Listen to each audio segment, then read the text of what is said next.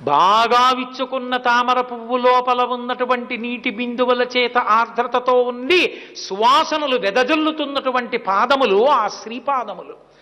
ఆ పాదముల గురించి చెప్తూ పోతన గారు అంటారు, ఆ పాదములకు వేదములు అందెగా నిలబడి ఉంటాయి.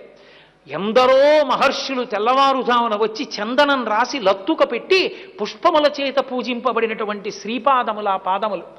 అటువంటి పాదములు బలిదైత్యేంద్రకరద్వయీకృత జల ప్రక్షాళన వ్యాప్తి కింజలజాచక్షుడు సాచ యోగి సుమన సంప్రద్ధిత శ్రీదమున్ కలితానమ్ర రమాలలాట పదవీ కస్తూరికాషాదమున్ నళినామోదము రత్ననూపురము నానావేదమున్ పాదమున్ అంటారు పోతన గారు.